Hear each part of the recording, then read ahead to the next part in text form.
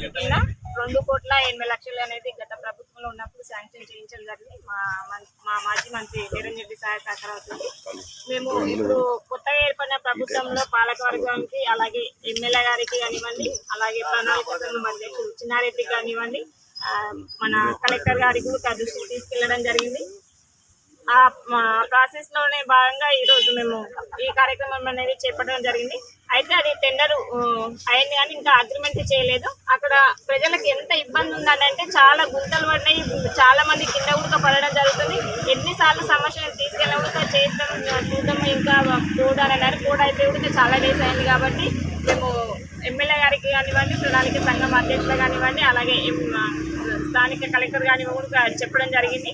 దాన్ని తొందర చేస్తే ప్రజలకు ఇబ్బందులు కూడా లేకుండా అవుతామనేసి కూడా తెలియజేస్తున్నాను. అలాగే పోల్ షిఫ్టింగ్ చేసేది కూడా ఉంది. ఇంతకుముందు ఎమ్మెల్యే గారు కూడా విజిటింగ్ చేశారు.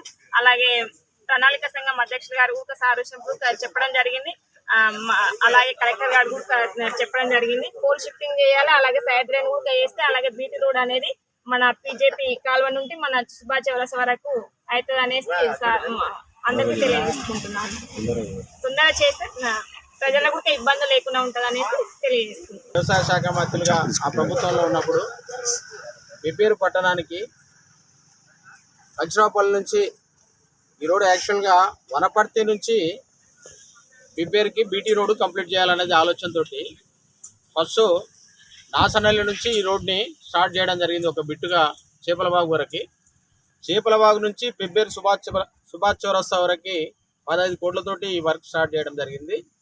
కొన్ని కారణాల వల్ల ఈ రోడ్డు పిపేరులో ఆగిపోయి ఉండే, దాన్ని ఇప్పుడు మళ్ళీ ఈ వర్షాలకి రోడ్డు చాలా ఘోరంగా తయారయ్యి ఇక్కడ రాకపోకలకు చాలా ఇబ్బందిగా ఉంది. ప్రజలు చాలా ఇబ్బంది పడుతున్నారు. ఇదే విషయాన్ని కలెక్టర్ గారి దృష్టికి తీసుకెళ్లడం జరిగింది.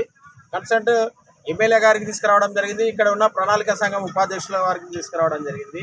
ఈ రోడ్డు చాలా అధ్వానంగా ఉంది, నడవడానికి కూడా ఇబ్బందిగా ఉంది అని చెప్పడం జరిగింది.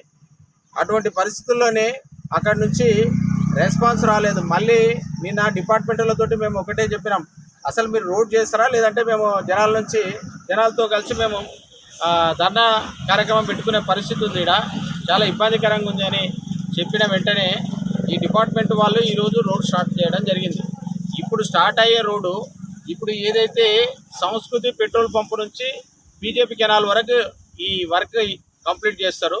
మిగతా బ్యాలెన్స్ బీజేపీ కెనాల్ నుంచి సుభాష్ చంద్ర హౌస్కి జరిగే వర్క్ మనకి 2,80,00,000 గత ప్రభుత్వంలోనే అప్పుడున్న మాజీ మంత్రి నిరంజన్ రెడ్డి సార్ గారు మనకి 2,80,00,000 టఫ్ ఐడీసీలో శాంక్షన్ చేయించడం జరిగింది. అది టెండర్ అయిపోయింది, అగ్రిమెంట్ కాలేదు.